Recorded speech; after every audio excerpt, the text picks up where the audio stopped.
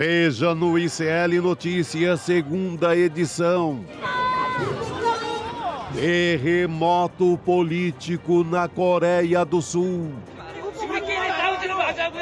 Manifestantes e exército entram em confronto e Congresso derruba a lei marcial decretada pelo presidente. 상황별 조치 계획을 점검하고 Economia real. PIB cresce 0,9% no trimestre. Lula comemora e bota água na fervura das críticas do mercado. Polícia assassina de Tarcísio. E aí o pessoal pode ir na ONU, na Liga da Justiça, no raio que eu parta, que eu não tô nem aí. Governo de São Paulo fala em caso isolado após PM atirar homem de uma ponte.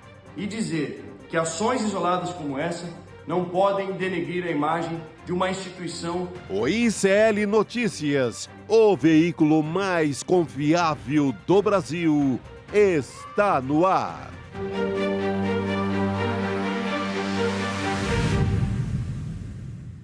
Olá, boa noite. Seja muito bem-vindo, seja muito bem-vindo. ICL Notícias, segunda edição, está no ar e nós estamos ao vivaço nessa terça-feira, 3 de dezembro de 2024, nos canais do Instituto Conhecimento Liberta, Eduardo Moreira no YouTube, na Pop TV no Rio Grande do Sul. Chega mais que a gente vai começar aqui com o nosso noticiário quentíssimo dessa terça-feira. Chico Sá, Rodrigo Viana ao meu lado todos os dias. Hoje Boa estou aqui. tarde. Você não sabe o alívio, Graças a Gabi. Deus. Olha, a hora que começa aí eu falo, não sou eu que estou falando, é a Gabi. Que bom, gente. Nossa, Conduz, é outra história.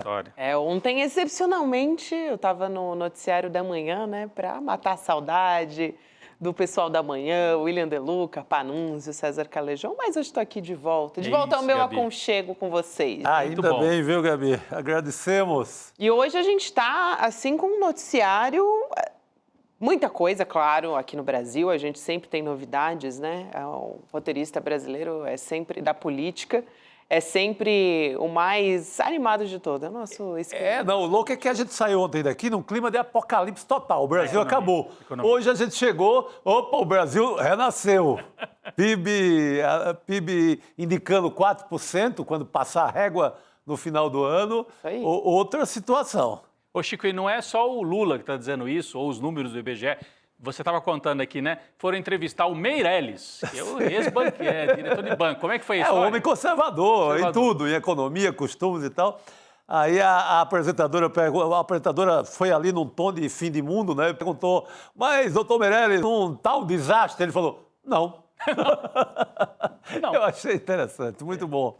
Muito bom, a gente vai falar a respeito disso aqui daqui a pouquinho, né? O presidente Lula até se prontificou, se pronunciou nas redes sociais e comemorou, lógico, né? Resultado que coloca ali, dá uma baixada nos ânimos do mercado, que esses dias está... Não é que esteja um paraíso, mas ontem o clima era muito... Exato. E a campanha estava crescendo muito, a campanha da Faria Lima estava avançando muito.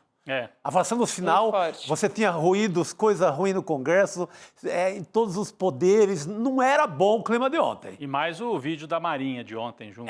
Então você Mais tinha o vídeo da um Marinha. pesado. Então, hoje, esses números do PIB desfazem um pouco. É o que falou o Chico, quer dizer, não é que a gente esteja num momento tranquilo, não é. Mas a economia real está crescendo, está crescendo. O que precisa fazer esse crescimento chegar lá na ponta e segurar a inflação, né? Ninguém resiste a preço alto na hora de fazer compra, Gabi. A gente estava antes com mal-estar no mercado, agora o mal-estar foi para o Congresso. Isso. Com a decisão das emendas, né, do Flávio isso. Dino. Vamos falar disso também. Jornalismo, não quero trazer a marca aqui, né? O antiácido. É o antiácido. Tem que tomar Mas antiácido. Jornalismo antiácido. A gente vai falar, lógico, a respeito disso, política brasileira muito movimentada, mas também internacionalmente, né, Rodrigo? Internacionalmente. Vai começar por aí, né? Vamos Coreia começar. do Sul declarando lei marcial. Pois é. Olha, Gabi, é um sinal de que a extrema-direita está ouriçada, está sentindo, assim, os ventos soprarem a favor. 20 anos atrás, a gente ia considerar isso algo completamente fora de propósito. Mas o presidente sul-coreano não teve nenhum prurido de decretar lei marcial na Coreia do Sul colocar o exército para cercar o Congresso, a Assembleia Nacional lá na Coreia do Sul, suspender os direitos políticos. Olha, foi manchete no mundo inteiro. A gente separou algumas dessas manchetes aqui para trazer para você. Né? Presidente da Coreia do Sul declara a lei marcial, oposição vota para derrubar o decreto. O presidente sul-coreano, é o Yoon Suk-yeol. Ele é de extrema-direita e está em minoria no Congresso. Quem domina o Congresso é um partido de centro, partido liberal de centro, que não vai com ele. E aí ele não consegue aprovar o orçamento, não consegue fazer as coisas andarem. Sabe o Lula, que está em minoria? Só que o Lula aqui não ameaça fechar Congresso nenhum, tenta negociar. Lá, o presidente de extrema-direita falou, acho que é uma boa ideia, né? Decretar lei marcial, colocar o exército para cima do Congresso, fechar o Congresso. Eu achei curioso porque o UOL, aqui no Brasil, um pouquinho antes, deu uma manchete assim, presidente sul-coreano decreta lei marcial e oposição fala em golpe. Fala em golpe? Não, era uma tentativa de golpe. É que nem assim, ó, o presidente sul-coreano atira no adversário e a oposição fala em tentativa de assassinato. Como tentativa? Né? Assim, fala improvável, né? O jornalismo brasileiro está muito contaminado com o suposto. Suposto. Esse suposto é uma desgraça. Rapaz, você cerca o Congresso Nacional, põe tropas cercando. Aliás, a gente tem várias imagens aqui, né? Imagens de hoje. Foi uma tentativa de golpe de Estado. Tentativa de golpe de Estado. Vamos colocar as imagens do Congresso Nacional cercado pelo Exército e a população foi para a rua para não deixar o golpe se concretizar. Olha a gravidade. A gente conhece bem essa história aqui no Brasil. Então, a Coreia do Sul chegou muito perto de um golpe. Teve mobilização popular e teve uma cena curiosa. O líder da oposição foi para o Congresso, o Exército não deixava os deputados entrarem. O que ele fez? Pulou o muro, Chico. Tem a cena, o nosso colega, até o William De Luca, que me mandou. Tem a cena dele pulando o muro, o líder da oposição, para poder instalar a sessão do Congresso e derrubar a lei marcial. Mas ele não conseguia entrar para votar. Vamos ver se a gente tem esse vídeo para rodar aqui, o momento em que o líder da oposição na Coreia do Sul faz esse gesto, né? É um momento de bastante agitação. E aí, pula o muro, eles instalam uma sessão excepcional da Assembleia e derrubam a lei marcial. Agora há pouquinho, né, a gente estava para entrar no ar e a Assembleia Nacional lá na Coreia do Sul conseguiu derrubar a lei marcial. Mas aí fica uma questão, derrubou, assim, no parlamento. O presidente vai aceitar a derrubada ou não vai? Bom, teve que aceitar, porque também tinha gente na rua. Voltou atrás na decretação da lei marcial. Ó, esse aqui é o vídeo do sujeito, do líder da oposição pulando o muro. Ó. Até tremendo, claro, a câmera. Ele mesmo se grava. Ele fez uma transmissão ao vivo do momento em que ele pulava o muro para entrar no Congresso, não era para sair. Então, se isso aqui não foi um golpe de Estado, uma tentativa de golpe de Estado, é que nem o Bolsonaro dizer que, não, veja bem, não chegou a se implantar. Bom, aqui houve até a decretação. Foi um passo adiante do que o Bolsonaro fez. O Bolsonaro tinha minuta para decretar coisa parecida, né? Ele queria decretar estado de sítio aqui no Brasil. Então, o Brasil chegou muito perto disso em dezembro de 2022. E chama a atenção porque a Coreia do Sul é uma aliada do chamado mundo ocidental. Na grande disputa, Estados Unidos e Europa de um lado, do outro China e Rússia, a Coreia do Sul fica ali próxima da China e é um aliado dos poderes ocidentais. A gente tem um mapa aqui para você entender melhor o que se passa, a disputa geopolítica lá na Ásia também. O mapa não está aqui para a gente colocar. Tudo bem. Tem a justificativa do presidente sul-coreano impressionante. Adivinha, por que ele disse que tinha que decretar a lei marcial? Por quê? A gente separou aqui, era lá dos primeiros destaques que a gente tinha separado. Perigo do comunismo. A Coreia do Sul está com medo do comunismo. Sabe o Bolsonaro? Medo do comunismo. O Milei, medo do comunismo. É o fantasma que eles tiraram, de novo, parece que veio dos livros de história, para afetar e para ameaçar as democracias. No caso da Coreia do Sul, eles têm o vizinho ali, a Coreia do Norte, que é um estado oficialmente dirigido por um partido comunista. Está aqui, ó.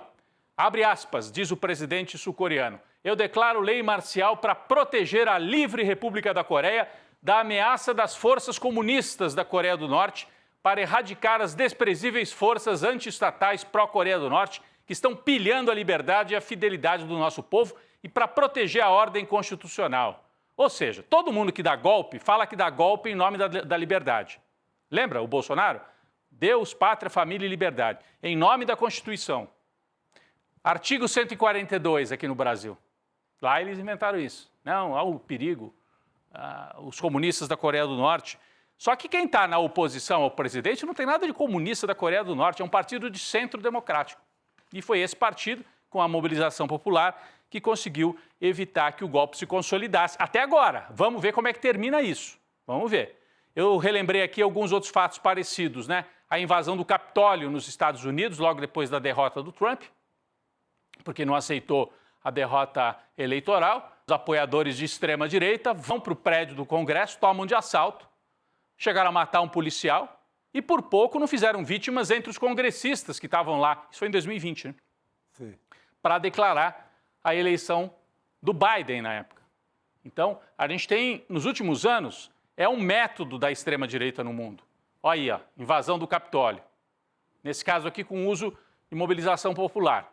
A gente teve também o caso da Bolívia.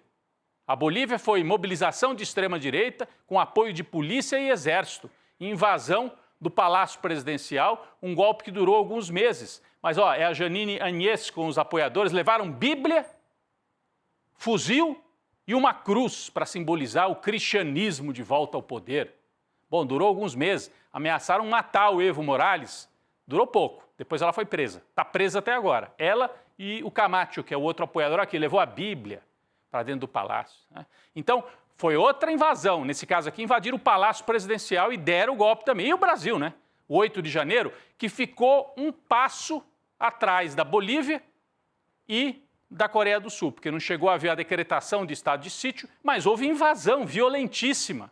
Eu diria até mais violenta do que no Capitólio e mais violenta do que na Bolívia, porque quebraram tudo, quebraram a sede dos três poderes, né? De todas as ações, foi a mais violenta, só que teve uma consequência menos complicada para a democracia, porque houve uma reação dos poderes constituídos. Então, a extrema-direita tem adotado essa estratégia de desconhecer, acabou, não tem. Perdeu, vamos para a pancada, né? Seja quem está na oposição, quem está no poder, nesse caso da Coreia do Sul, é um presidente que está no poder. E mesmo assim, foi para a tentativa de golpe, até agora contida. A gente já tem manchetes de agora a pouco, já mostrando que o presidente voltou atrás na decretação do estado da lei marcial lá na Coreia do Sul. Está aqui, ó, presidente da Coreia do Sul decreta, essa aqui ainda é a decretação. Logo depois já tem manchete de que ele voltou atrás por causa da reação popular.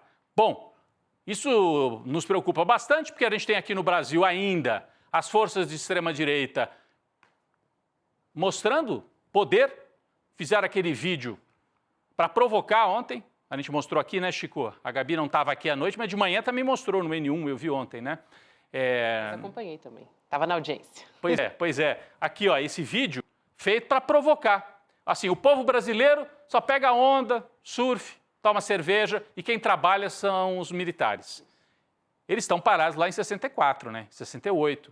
Aqui, ó, o povo brasileiro fica lá fazendo festinha. E militar não, militar trabalha. Bom, militar também dá golpe, né? Militar tem aposentadoria antes dos outros. Militar tem uma série de privilégios. Eles fizeram esse vídeo para negar que tem um privilégio. Mas são defensores desses privilégios. E na reforma da Previdência conseguiram evitar isso. Aqui, ó, os serviços são isso aqui, ó, fazem Tai Chi Chuan, estão só na folga, passeando, nadando. E eles não, a Marinha é que vai trabalhar pesado. Recentemente trabalhou pelo golpe de Estado. Então, a gente tem que ficar muito atento, porque eles não deram volta atrás, o pensamento continua sendo golpista e há uma data perigosa aí pela frente. Donald Trump toma posse em janeiro do ano que vem. Então, nós vamos para um momento de muita turbulência, nuvens cinzentas aí no horizonte. Eu queria tanto mostrar o mapa aqui, porque a gente não pode olhar para o Brasil sem entender o que está acontecendo no mundo. E tem a posse do Trump, e nessa grande disputa geopolítica mundial, o nosso mapa que mostrava isso, né? Por que a Coreia do Sul é tão importante, porque ela fica ali bem próxima da China, que é o grande adversário dos Estados Unidos. Já era e agora mais ainda. O Trump já avisou. Se os países dos BRICS e tal deixarem de adotar o dólar, ele vai subir tarifas para deixar de importar os produtos dos BRICS, do Brasil, da China, da Rússia. Bom, se ele fizer isso, vai estourar a inflação lá nos Estados Unidos, porque muita coisa que eles compram da China, os Estados Unidos não tem condição de produzir mais barato lá, não. Então, se tomar esse tipo de atitude, vai explodir a inflação lá dentro, mas está fazendo ameaças. E a Coreia do Sul é uma aliada para conter o bloco China-Rússia. Até porque a Coreia do Norte tem uma série de tratados militares com a Rússia, e inclusive enviou armamentos para os russos na guerra contra a Ucrânia. Então, Coreia do Norte e Coreia do Sul estão nesse xadrez mundial. É mais um ponto de conflito. O mundo já tinha Gaza e Israel. O mundo já tinha Ucrânia, Rússia. De um lado o Ocidente, de outro lado Rússia e China.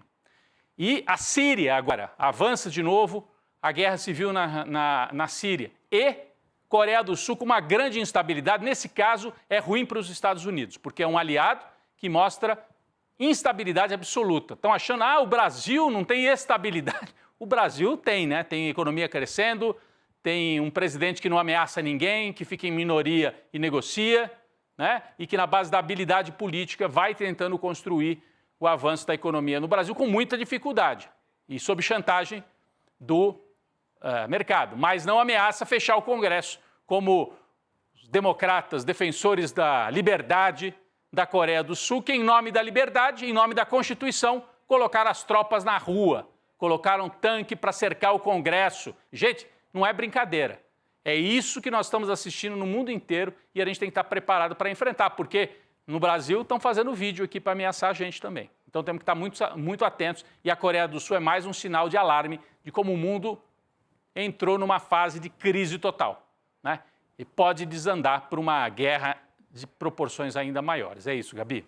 Muito bem, Rodrigo. Bem, o clima garoto. ali foi de muita tensão, no parlamento também. O negócio não foi fácil, assim, porque aconteceu uma votação, Depois dessa história do golpe de Estado, foi para a Assembleia Nacional, aconteceu uma votação e os soldados do Exército estavam dentro do prédio, Então, todo esse clima, assim, e o presidente acabou recuando depois e disse que ia recuar a lei marcial. Mas a votação aconteceu nesses termos. Então, tudo ali muito tenso, o clima continua muito tenso. A gente vai conversar já com o Leandro Demore a respeito disso também. Ele está chegando para falar com a gente. Nossa produção vai avisar quando ele estiver pronto. Mas o que o Demore quer chamar a atenção é para a semelhança, gente, entre a lei marcial decretada pelo presidente sul-coreano e a minuta golpista encontrada aqui no Brasil. Pois é. Com o Mauro Cid.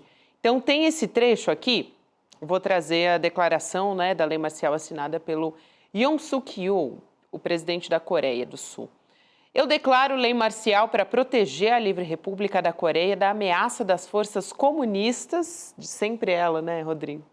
Da Coreia do Norte, para erradicar as desprezíveis forças anti-estatais pró-Coreia do Norte que estão pilhando a liberdade e a felicidade do nosso povo e para proteger a ordem constitucional. Aí, na sequência, a gente vai fazer o comparativo. Diga, Não, porque não, é isso. Falei já, acho que tinha uma segunda parte ali, é isso do decreto dele? Não, isso aqui. Era a comparação, desculpa, vai lá. Aí ele diz o seguinte, na minuta encontrada. Agora a minuta brasileira. Homicídio pela Polícia Federal. Afinal, diante de todo o exposto e para assegurar a necessária restauração do Estado Democrático de Direito no Brasil, jogando de forma incondicional dentro das 4 linhas, com base em disposições expressas da Constituição Federal de 88, declara o estado de sítio. E como ato contínuo, decreta a operação da lei e da ordem. É isso, Gabi. Eu dizia isso aqui na abertura. A diferença, o Brasil ficou um degrau antes da Coreia do Sul. A Coreia do Sul decretou e implantou. Chegou a implantar, colocou a tropa para cercar o Congresso. A gente teria Congresso cercado, TSE cercado, ministro preso e tudo em nome da Constituição, Chico. Mas você teria um agravante. Você teria um ministro o equivalente à Corte Superior Americana, é morto. O ministro do STF morto ou sequestrado. Eu acho que o daqui era mais violento. O roteiro do golpe brasileiro é mais violento. É que eles não chegaram a colocar em prática, mas era mais violento talvez até do que a Coreia e do Sul. o da Coreia do Sul, ele tem na Constituição, ele tem a lei marcial. Mas a lei marcial é para casos de guerra. Exatamente, Ele tá usando contra os inimigos. não é para esse caso, assim. Mas mesmo assim ele tem alguma coisa lá mais clara do que o 142, que não tem nada a ver com isso. 142, o Bolsonaro estava se aproveitando de uma interpretação do Ives Gandar, que hoje, aliás, está sendo julgado na Comissão de Ética da OAB de São Paulo, por ter usado esse recurso do 142. Ser advogado, questiona-se se um advogado pode, em nome de um golpe, se arvorar, pegar um artigo da Constituição e fazer o que o Ives Gandar fez, fornecendo toda a teoria do golpe do Bolsonaro. Então, o do Bolsonaro, ele é mais... Não é que o da Coreia seja legal, mas o daqui é mais ilegal e mais violento. Tanto é mais violento, Gabi, que com o Bolsonaro já fora do poder, o 8 de janeiro teve atos de selvageria muito maiores do que da Coreia do Sul. Sim. Né? Porque na Coreia do Sul ali era com o exército já, que ia impor essa lei marcial, e até do que o Capitólio, né? E um homem tentou explodir o Supremo Tribunal Federal, né? Se explodiu também. Vamos chamar o Leandro Demori para a nossa conversa aqui, para a nossa mesa redonda. Ele que quis trazer esse comparativo, achei muito didático. Demori, boa noite para você. Boa noite. Boa noite. Eu quis trazer, Gabi, porque tem duas palavras em comum aí, liberdade e democracia, né? As duas, né? Tanto lá na Coreia do Sul, ele fala sobre liberdade e democracia, quanto nesse trecho do Bolsonaro, eu separei dois trechos. Esse, vamos lembrar, tinha 2 minutas do golpe, né? Tinha várias versões do texto e tal, mas tinha duas. Uma delas, que era aquela encontrada com o Anderson Torres, que também foi encontrada uma cópia na sede do PL, aquela era da intervenção no TSE, que previa a prisão de ministros, o Alexandre de Moraes citado nominalmente, né? O congelamento, a ocupação, a invasão burocrática do TSE e o acesso às comunicações dos ministros. Essa segunda está sendo tratada agora pela Polícia Federal como uma espécie de decreto pós-golpe, né? Seria aquela coisa, se a coisa toda tivesse dado certo, o Bolsonaro teria assinado o estado de sítio, e esse decreto tem uma cara assim de pronunciamento à nação, como se o Bolsonaro fosse para a rede nacional de televisão e rádio e fizesse um pronunciamento à nação. Essa parte final tem semelhança com o que aconteceu na Coreia do Sul, mas também tem um outro trecho, eu não sei se o pessoal conseguiu separar, que é a parte inicial, que o Bolsonaro fala nas liberdades, não sei o quê. Então eu quis trazer justamente, Gabi, porque são as semelhanças, né? Você tem que ler ao contrário essas coisas, né? Quando o cara fala em liberdade é para tolir a liberdade, quando o cara fala em democracia é para destruir a democracia, né? Então sempre usam essas palavras-chave para parecer que a coisa está toda mais ou menos... eles estão restituindo a ordem democrática, e no caso da Coreia do Sul, no caso do Brasil, não se citava nominalmente o comunismo, né? Mas isso é um espectro que ronda sempre, né? No Brasil, historicamente, nos anos 60 foi a mesma coisa também. Em 61 não quiseram deixar o vice assumir, que era o Jango, porque o Jango justamente estava numa viagem na China, né? Exatamente. E aí se imaginava que ele estava lá fora planejando algum tipo de golpe comunista. O Brasil na época elegia... o Brasil é um país esquizofrênico, né? Muitas vezes na política, né? O Brasil elegia, Rodrigo, na época, lembra, presidente separado do vice, né? As pessoas podiam votar os dois, né? Aí o brasileiro resolveu votar num cara da direita para presidência e num cara da esquerda para vice-presidência, né? É o Jânio para presidente. Isso, Jânio para presidente. O da direita, mais um maluco da direita. Nós não temos culpa nenhuma se a direita só elege gente doida, né? Aí o cara renunciou e aí não queriam deixar o vice assumir. E a questão era justamente o comunismo, né? E aí agora, na Coreia do Sul, essa mesma desculpa do comunismo. Parece que as coisas já arrefeceram lá, viu? Antes de entrar no ar, eu estava lendo os jornais internacionais. Né? O presidente já voltou atrás, né? Foi forçado a voltar atrás, teve uma votação grande lá no Congresso, e agora a grande dúvida é o que vão fazer com ele, né?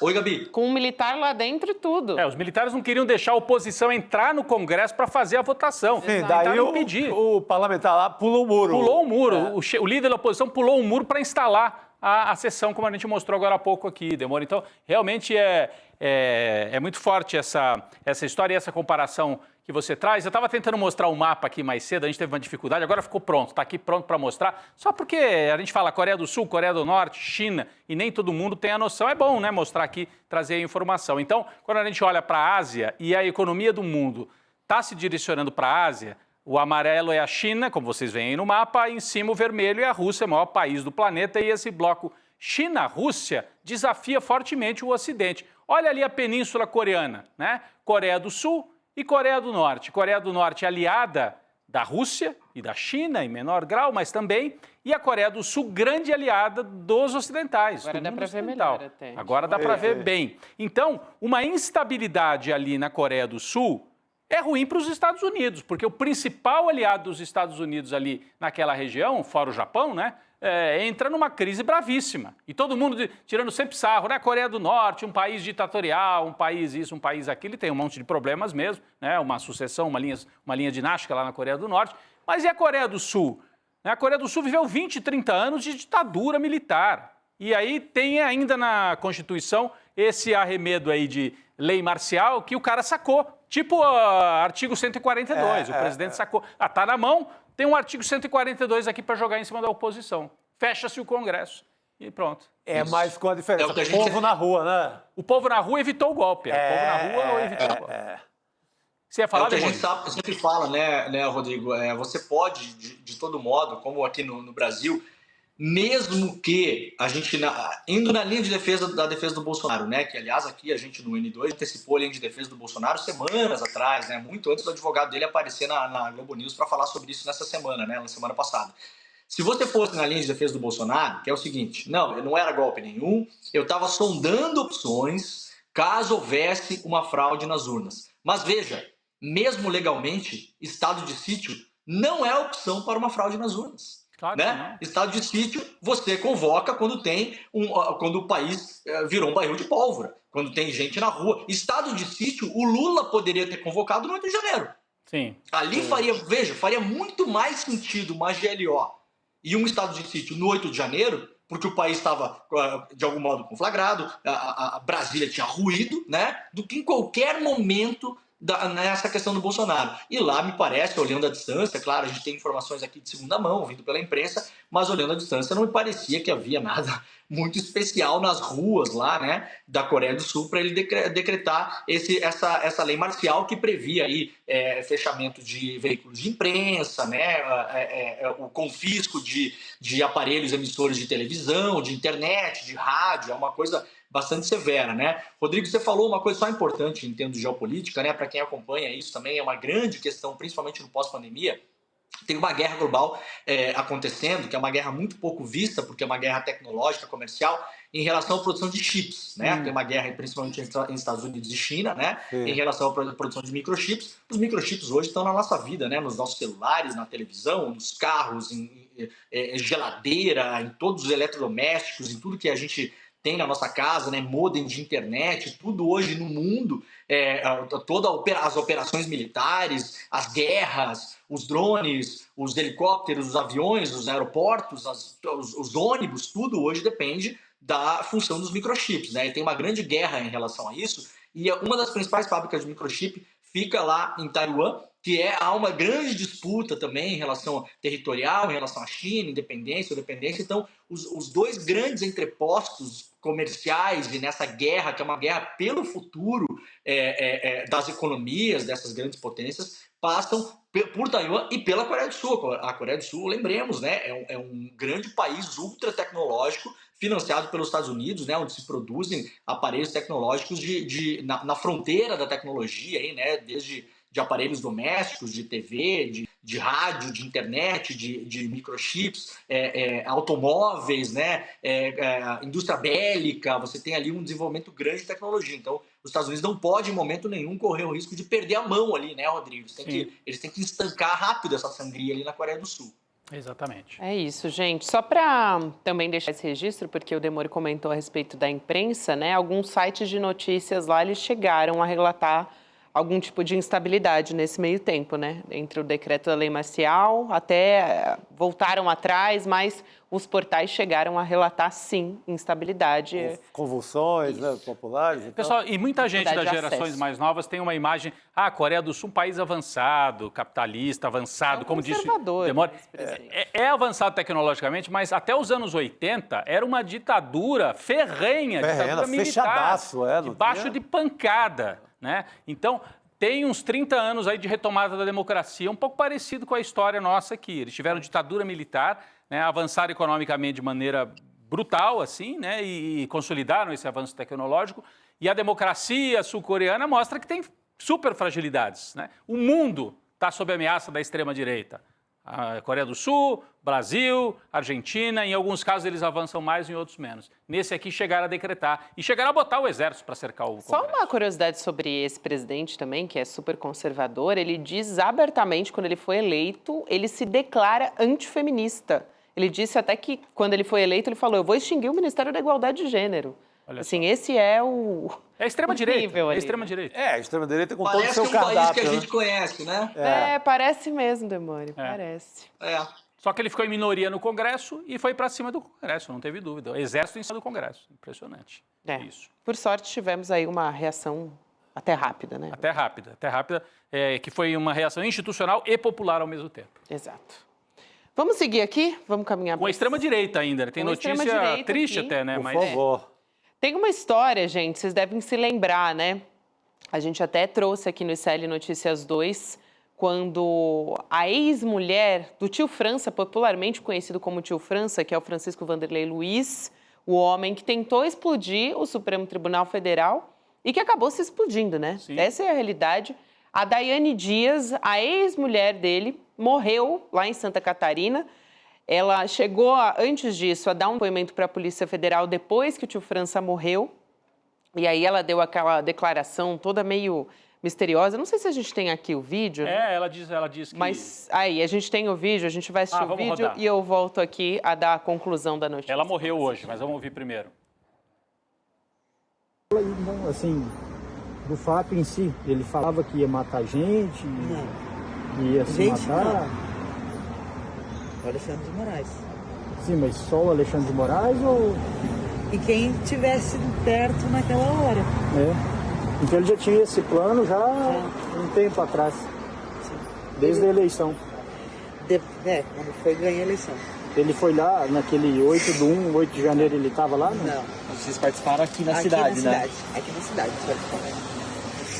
Ele disse como é que ele ia matar o Alexandre? Mas falou que ia. Falou que ia. Ele falou que mataria, ele se mataria. E tu acha que ontem deu errado porque ele foi sozinho? Não, deu errado não. É? Deu certo? Não. Descobriram o que ele ia fazer e ele foi obrigado a se matar. Porque, imagina, ele é muito pequeno perto de todo o sistema, de toda uma coisa. Ele é uma única pessoa tentando burlar um sistema todo corrompido. Ela é até irônica nas declarações, né? Depois que ela deu essa declaração, esse vídeo repercutiu muito nas redes sociais, na imprensa. Ela colocou fogo na própria casa, né? Na casa dele. Na casa dele. Sim. Mas ela morou com ele nessa casa, né? Isso aconteceu, né? Ela deu essa declaração e aí ela acabou morrendo. Ela ficou internada desde o dia 18 de novembro, quando ela incendiou a casa. Estava internada nesse hospital lá na cidade de Lages, em Santa Catarina, e ela ficou com quase 100% do corpo queimado. Morreu hoje de madrugada, segundo a Polícia Civil de Santa Catarina. Ela provocou um incêndio com a intenção de morte mesmo, assim, de causar a própria morte. Ou seja, se explodiu, o ex-marido, o tio França, e ela se incendiou, se imolou, né? Sim. É uma história melancólica, infeliz, né? Produzida por um fanatismo que parte ali do discurso de extrema-direita, do discurso de Bolsonaro, que dá nesse roteiro que é um desastre. É um desastre humano, né? Duas pessoas que morrem dessa forma, vítimas do fanatismo gerado pela tal liberdade pregada pelo Bolsonaro. É isso, Chico, eu concordo plenamente contigo. Sabe, e eu acho que é um exemplo muito triste de como esse discurso, essa narrativa, foi incutida na cabeça das pessoas a ponto de elas não só tentarem ali jogar uma bomba no Supremo, mas de se matar, né? A troco do quê? Não, e o Demore conhece muito bem isso. É claro que não existe fanático só em Santa Catarina, muito longe, né? Muito longe de ser verdade. Isso quer dizer, em vários estados, em São Paulo, Goiás, Rio de Janeiro, enfim, no Brasil inteiro tem fanático bolsonarista. O cara do caminhão cheio de dinamite veio do Ceará. Veio do Ceará. Tem em todos os lugares. Mas Santa Catarina é dos estados mais bolsonaristas do Brasil, né? E também não é coincidência que esse casal, infelizmente, morasse ali no interior, né? Demore, você conhece bem, né? Essa cultura ali que o bolsonarismo acabou incentivando, né? E é um povo, muitas vezes, de origem humilde, pequenos proprietários, claro. Gente de pequena propriedade. A né? trajetória do tio França era de um cara ali que era agradável na cidade, tinha esse dono de um bar, simpático, gente boa e tal, entra na seita e acaba com a própria vida. Né? Porque lá nos Estados Unidos, o Demore, eles chamam isso de os caras que vão se radicalizando, né? Os terroristas que se radicalizam. É uma espécie de terrorismo que nós vemos aqui no Brasil, não é isso? Rodrigo, a gente tem um caldo cultural ali em Santa Catarina, que é um caldo cultural histórico, né? Infelizmente ele vem de longa data, né? Você tem uma região do Brasil que é uma região de colonização tardia, né? Você tem toda essa região do centro de Santa Catarina, tirando o litoral, é uma colonização um pouco mais antiga, principalmente a colonização açoriana, mas o centro ali de Rio do Sul para o oeste, digamos assim, é uma colonização mais tardia. Você tem uma colonização já no final do século XIX, com italianos, com alemães, com austríacos. Você tem vários povos que chegam ali, né, com o fim da escravidão no Brasil. O Brasil queria também assegurar muito parte daquelas terras ali. A própria região onde eu nasci, que é o extremo oeste de Santa Catarina, até a criação aí da grande questão das Palmas, que foi uma questão que houve uma disputa de terra que não se sabia exatamente onde era o marco legal entre Argentina e Brasil. Aquela região era argentina, até uns anos antes dela ter sido totalmente tomada pelo Brasil ali num acordo que foi feito na época, se não me engano, pelo Barão do Rio Branco, né? Também pelo Dionísio Cerqueira, que na época era o chanceler do Brasil, que até virou o nome de município, que é o município da fronteira com a Argentina, lá na cidade de Bernardo Irigoyen. Então você tem uma colonização tardia, você já tem ali povos que viveram durante muito tempo isolados, que trouxeram para o bem e para o mal a sua cultura e os seus preconceitos. Então você tem, principalmente nessa região de Santa Catarina, mais especificamente ali na região de Blumenau, Brusque, naquela região ali, a gente teve, historicamente, a maior célula oficial do Partido Nazista fora da Alemanha, nos anos 30, nos anos 40, né? Porque era uma coisa cultural, aquilo era visto como muito germânico, como muito evoluído, aquela coisa toda. E se tem em Santa Catarina, infelizmente, Rodrigo, eu já vi isso acontecer em outras cidades que eu morei, com a mesma característica no sul do Brasil, e em outras cidades que eu morei, e regiões fora do Brasil também, principalmente na Itália. Quando você tem crescimento econômico díspare entre uma região e outra, a região que cresce muito economicamente, há meio que quase um consenso na sociedade, ou em parte grande da sociedade, de que são melhores do que os outros. Então, Santa Catarina hoje, ela vive os efeitos de um grande caldo cultural, que já vem um caldo cultural histórico, onde o Partido Nazista floresceu, teve sede, teve filiados, teve jornais em língua alemã. Eu não estou falando aqui uma coisa que eu acho, não sei o que, eu estou falando de história, como aconteceu. São regiões, muitas vezes enclaves ali em Santa Catarina, que viveram muito isolados durante muito tempo com essas comunidades. Então não é todo mundo, tá, gente? Obviamente que não, estou falando do lugar onde eu nasci, mas há sim um componente racial muito forte. Em várias dessas localidades houve uma convivência muito pequena, quase nula, com indígenas, com negros, né? Você teve ali isolamento mesmo, né, geográfico dessas pessoas. Então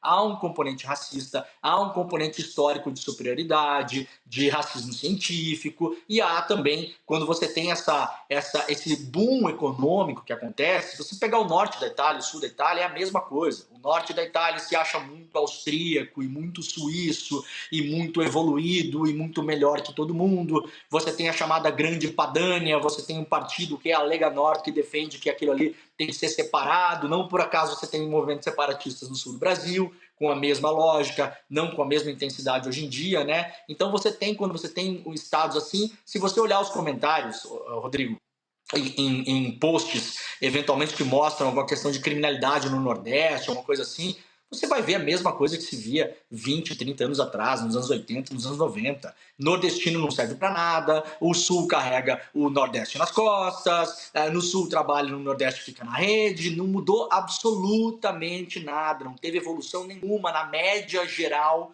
dos comentários que você vê na internet, que é muitas vezes a média geral do pensamento da população de alguns lugares. De novo, não é todo mundo, claro não é todo estado, né? Eu não estou generalizando, mas quem mora, vive, conhece Santa Catarina, infelizmente sabe do que eu estou falando. E aí, o bolsonarismo, ele vem preencher uma lacuna, que é uma lacuna filosófica.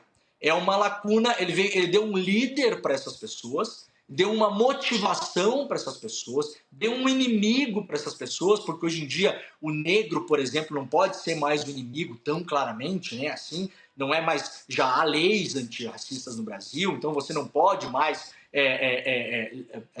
de fato, assim, tão descaradamente colocar essas pessoas como inimigos. Então veio os novos inimigos, Rodrigo, vieram os comunistas, os novos velhos inimigos, os esquerdistas, o PT, e aí veio um líder que é o Bolsonaro, e aí veio uma filosofia de vida que mistura igreja com racismo científico, com quilombola que pesa não sei quantas arrobas, com vamos metralhar não sei quem. Então isso deu um caldo cultural, e aí para completar você pega pessoas muitas vezes de baixa escolaridade, que não tem familiaridade com o avanço tecnológico, que de uma hora para outra pegaram um celular, esse celular as pessoas recebem 1 milhão de coisas por dia, que tem cara de notícia, que parece verdade, e as pessoas vão entrando no que o Castro Rocha, nosso querido professor, fala, em dissonância cognitiva, elas começam a viver uma vida paralela de fato, e aí em Santa Catarina teve muito também essas ocupações, esses acampamentos, esses piquetes ilegais na frente dos quartéis, dos regimentos de cavalaria mecanizada, dos regimentos de tiro. Aquilo ali, para quem não acompanhou, para quem mora em cidade grande, Rodrigo, desculpa se eu me estendo um pouco, mas é um assunto que realmente ele é complexo na sua simplicidade. Para quem mora em cidade grande não se dá conta disso. Mas numa cidade pequena, onde você tem uma cidade de 30, 40, 50 mil habitantes, 60 mil habitantes, e você tem, por exemplo, um regimento de cavalaria mecanizada, que muitas vezes são regimentos históricos, que estão ali, muitas vezes foram criados aí 80 anos atrás para defesa de fronteira, aquela coisa toda. Não por acaso a gente tem 60% dos blindados brasileiros estão no sul do Brasil, né? Que é onde a gente teria, em tese, problemas de guerra com Argentina, Paraguai e Uruguai, que é onde tivemos a guerra histórica, que é a guerra do Paraguai, né? Então, o exército é muito forte no sul do Brasil. Veja, é todo um caldo cultural, isso não vem do nada. As pessoas acampavam, Rodrigo, na frente dos quartéis para tomar chimarrão, entendeu? Para comer laranja, para chupar laranja, para contar fofoca. Aquilo virou a nova praça da cidade. Então, é uma coisa muito mais profunda quando a gente entende isso desse ponto de vista. E não é para passar o pano pro tio França, não sei o quê, mas essas pessoas, em boa medida, elas são vítimas de um grande caldo cultural que vem fervendo há muito tempo nessas regiões do Brasil. Caldo cultural que a gente vê aqui em São Paulo fortemente também é o assunto que nós vamos trazer agora, né? Só para não ficar parecendo que é Santa Catarina, que nós estamos implicando com o povo catarinense. Você sabe, né, Rodrigo? Acho que todo mundo que viu esse vídeo hoje de manhã, eu estava assistindo o Célio Notícias Primeira Edição, foi a primeira vez que eu vi o vídeo. Dá um mal-estar, gente, o assunto que a gente vai tratar agora, para dizer um mínimo, assim, mas é um exemplo, assim, muito prático de como é licença para matar mesmo, né? O que está acontecendo. Um caso isolado, né, que a Secretaria de Segurança de São Paulo, do Estado, costuma dizer que é um caso isolado, que efeito colateral... 300 casos isolados por ano, mais ou menos. A gente teve esse caso de violência por parte da Polícia Militar do Estado de São Paulo. Um PM, para você que assistiu de manhã, já sabe, mas para você que não sabe, um PM simplesmente arremessou, jogou um homem de uma ponte na zona sul da capital. E, gente, não foi assim uma luta corporal, vocês vão assistir o vídeo. Mas o homem estava controlado. Ele estava completamente, absolutamente controlado. A gente tem o vídeo aqui, aí você está vendo as imagens, tem alguns PMs ali, a gente vê pelo menos 4, né? Então, com a moto do rapaz. Militares, ali com a moto do rapaz, né? Esse caso foi revelado pela TV Globo e disse que essa cena que você está assistindo agora aconteceu na madrugada de domingo para segunda-feira. A própria Secretaria de Segurança Pública, olha só, agora sim, chegando o homem, presta atenção nesse homem que está de camisa azul, ele está com a mão até para cima né? Sem ele é o dono da moto. reagir, é o dono da moto. A PM diz que ele foi detido. Olha lá, jogou. Simplesmente, como se fosse um saco de batata. Um objeto. Olha isso, gente. Jogou no esgoto aí, que é um córrego miserável aí embaixo. É um córrego miserável. E aí, o que a PM diz, né? Que ele fugiu de uma abordagem, ele estava numa moto sem placa. Mas, gente, ele foi detido, a gente viu as imagens, é muito claro nas imagens. Ele estava com as mãos para cima, sem reagir, e ele foi simplesmente arremessado por um PM. E você narrou, Gabi, até me fez lembrar, você falou, presta atenção nesse homem, que a famosa narração, não sei, os mais novos não lembram, mas eu lembro. O repórter, na época, era o Marcelo Rezende, na Globo, porque esse caso acontece próximo daquele caso, o caso famoso da favela naval, não é isso? Exato, do mesmo batalhão, essa turma aí é do mesmo batalhão. Do mesmo batalhão. E lá ele tinha as imagens e ele narrava exatamente isso. Preste atenção nesse homem, ele vai morrer, porque ele foi executado pela polícia. Esse aqui, felizmente... As informações que a gente tem é que, apesar de ter sido arremessado dessa maneira, sobreviveu à queda. Tentou matar, não conseguiu. Não sabe qual o estado de saúde Em que estado dele. que ele sobreviveu, né? Mas ele sobreviveu, até onde a gente sabe. A gente está esperando a atualização até da Secretaria de Segurança Pública de São Paulo, que precisa Essa história foi trazida pelo repórter Lucas Josino, que é excelente, que vem a ser filho do Josmar Josino, que também... ou seja, uma linhagem Eu sou fã dos dois. de repórteres policiais assim tratam muito de segurança pública, mas uma linhagem incrível. Numa mesma casa tem esses dois grandes repórteres. E não são puxa-saco de polícia, né? De forma alguma. Eles fazem o trabalho de polícia como deve ser feito. Claro, né? Tem boas fontes, mas... Nesse caso, denunciando um abuso absurdo, né, Demori? E é uma sequência, Gabi, como Então, você e dizia. aí, parece que quando esses casos vêm à tona, a gente fica ou mais vigilantes, ou a gente denuncia mais. De qualquer forma, a gente soube de mais um flagrante, agora há pouco saiu também na imprensa, foi divulgado, de uma agressão da Polícia Militar contra um casal que estava numa moto depois de uma perseguição. A gente está vendo aí as imagens, olha só, a polícia cercando esse casal. Né? Aconteceu também no domingo esse caso, na zona norte de São Paulo. E aí a gente está vendo o casal no chão sendo cercado e agredido por agentes da Polícia Militar. Levando uma surra absurda ali no chão, né? Chutes, pontapés, é isso que a gente está vendo nas imagens. Eu, assim, acho que a principal ferramenta que a sociedade tem nesses casos é justamente o celular.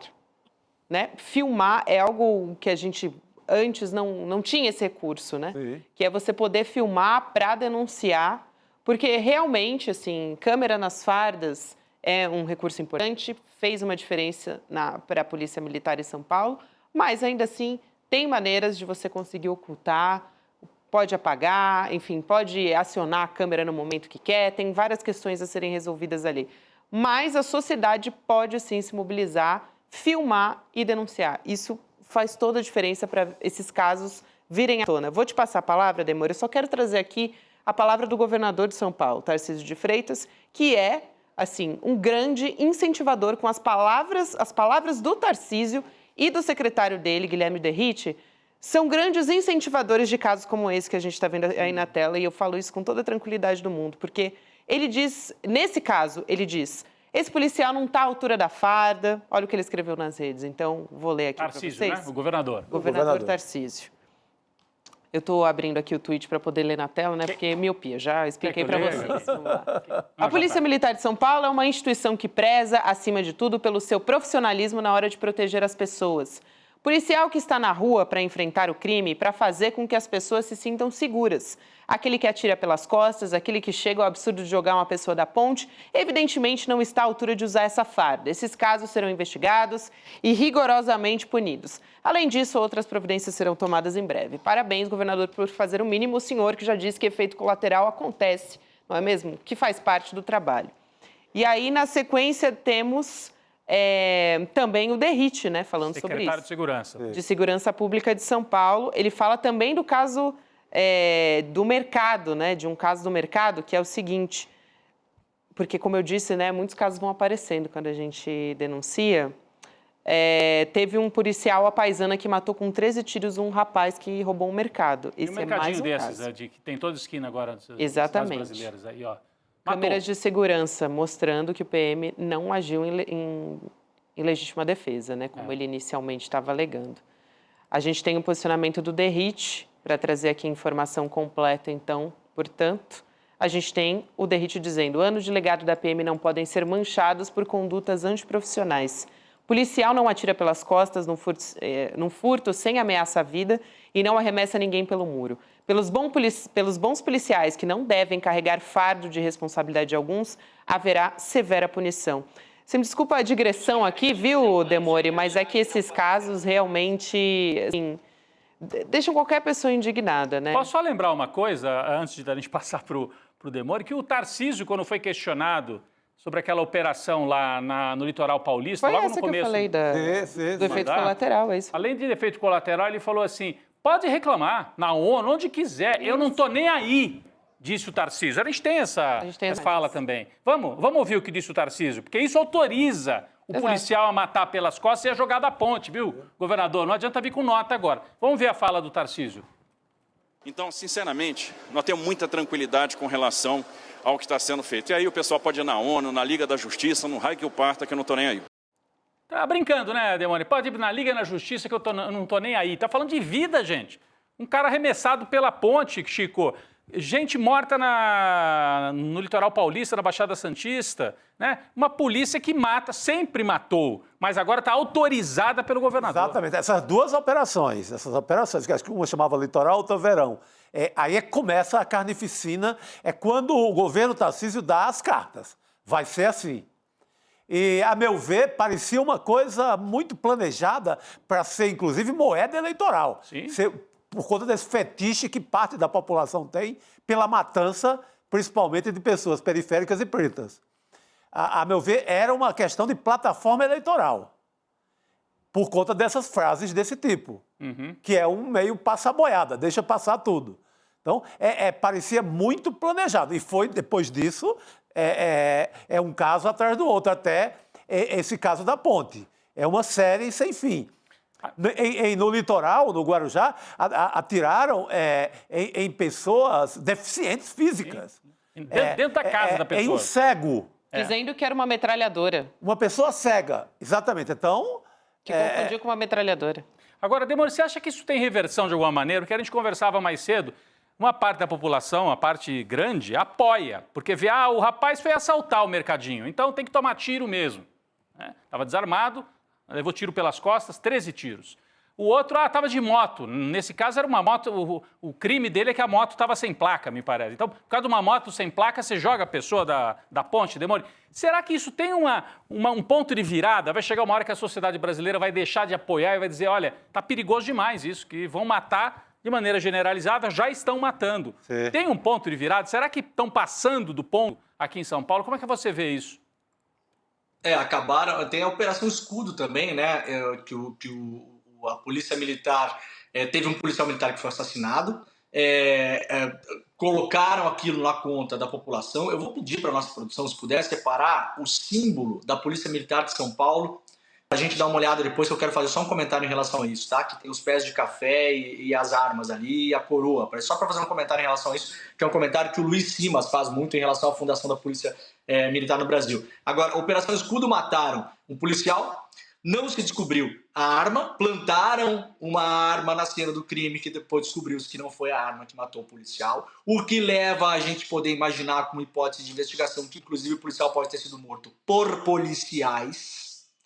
Se vingaram da população local matando mais de 60 pessoas, uma delas, um catador de latinha que morava numa casa de papelão, encontraram uma 9...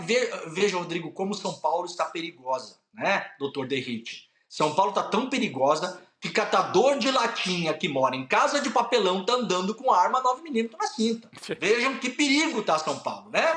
Apareceu uma 9mm, porque não tinha ninguém filmando. Agora, Gabi, eu me pergunto, o Tarcísio falou que não vai tolerar tiro pelas costas. Na Operação Escudo teve tiro pelas costas. O que mudou? O que é que mudou para o cara ter a postura, pode chamar a Liga da Justiça, do não toleraremos, Gabi? É porque está filmado. É porque uma está filmada e a outra não. O Tarcísio parabenizou a Operação Escudo, falou que era impecável. Usou essa palavra no ano passado, gente. Impecável. Então, assim, se você for olhar essa semana, tiro nas costas, esse policial que estava de folga matou esse rapaz que foi roubar um sabão. Assim, uma vida vale um sabão? Mas roubou. Gente, a vida vale um sabão. Gente, ele tomou tiro na rouba. cara. 13. 13 tiros. 13 tiros Exato. na cara, sabe assim? Exato. E aí, assim, mentiu o policial que o cara tinha feito menção que estava armado e foi botar a mão na cintura e fez o atendente do supermercado, esse Osho, mentir também.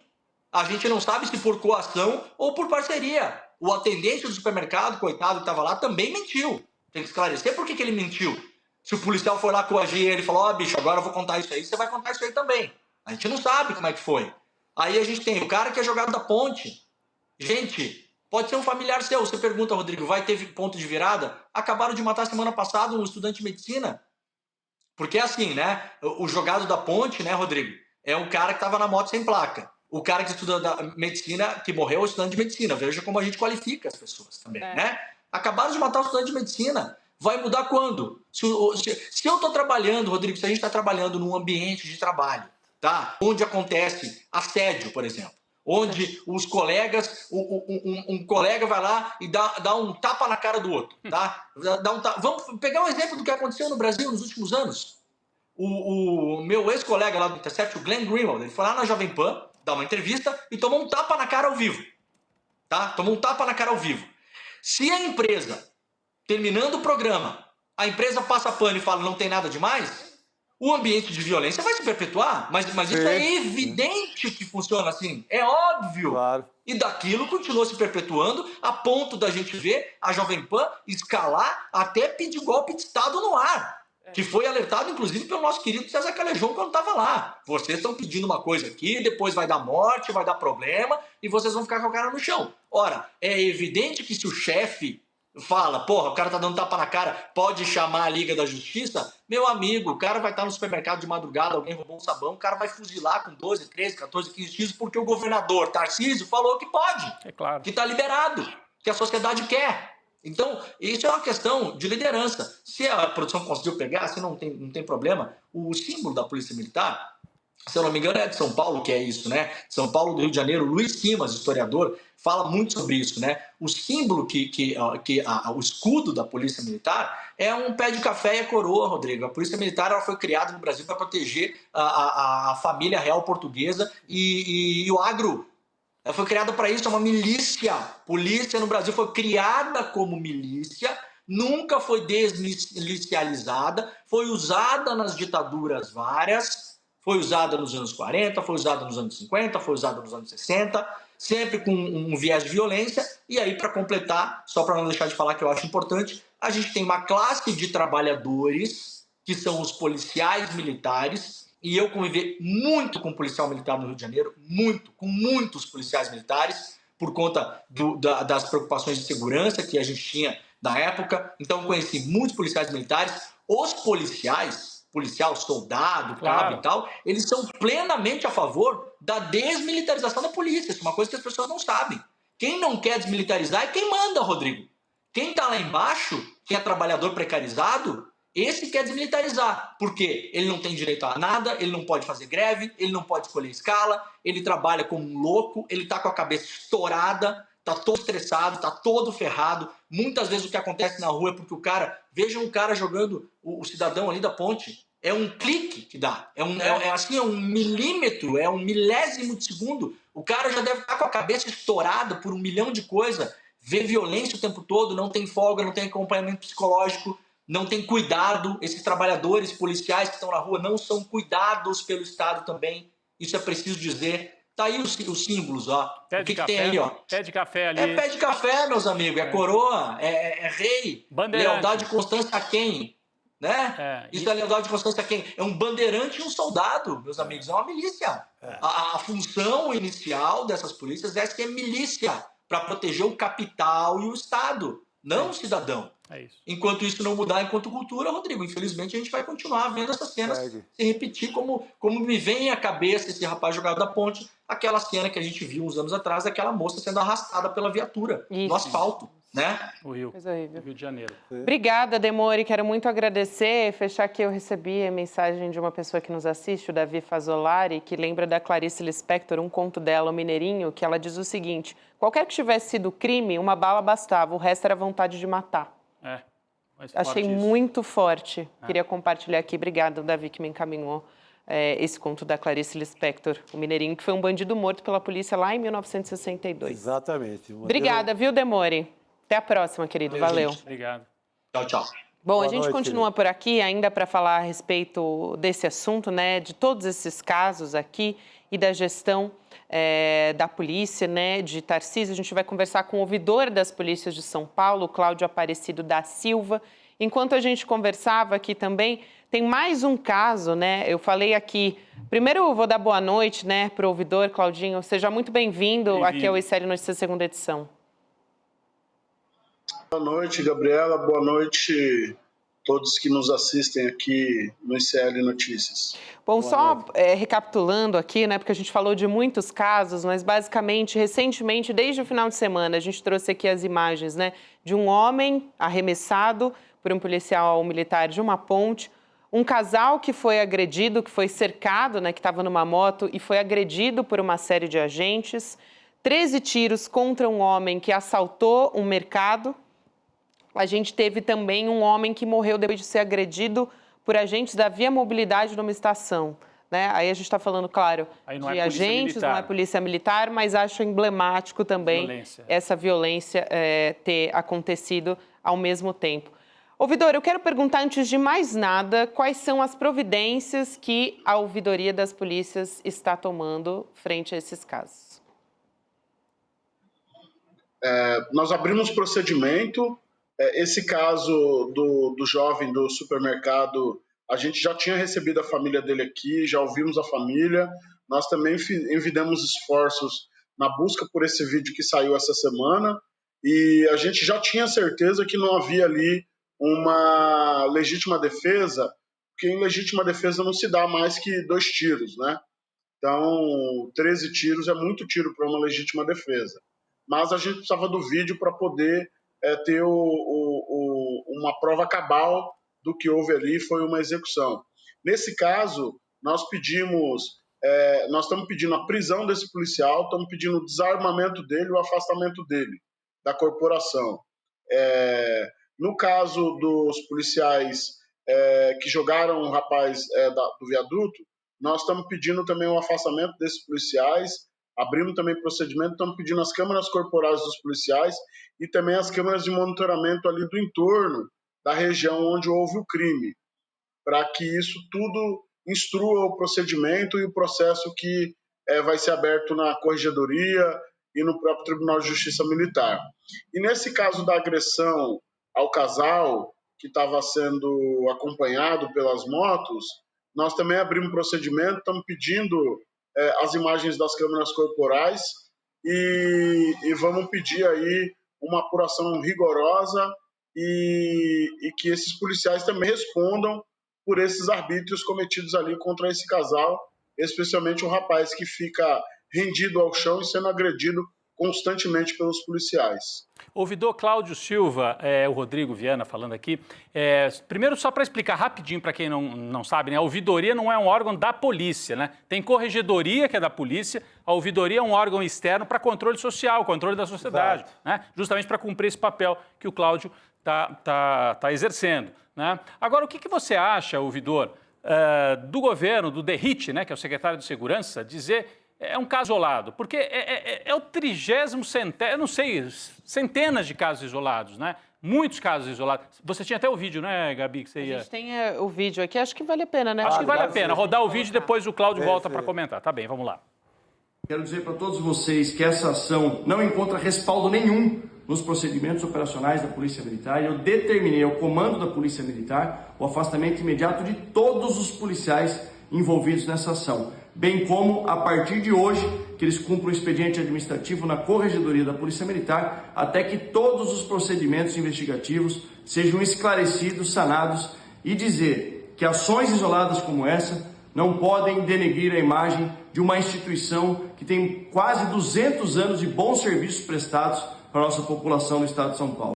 Então, ações isoladas, e ele usa o verbo, não podem denegrir a Polícia Militar. Eu queria um comentário seu sobre essa fala. Eu já vi o Cláudio tendo que enfrentar, infelizmente. A gente sabe que o policial lá na ponta, às vezes, nem é o principal autor dessa violência. Mas teve outro dia que ele estava ali sendo, enfim, tendo que enfrentar o policial, né, numa ação desse tipo. Mas queria um comentário seu sobre isso, sobre essa fala do secretário de Segurança, Cláudio, por favor. Boa noite, Rodrigo. Obrigado pela pergunta.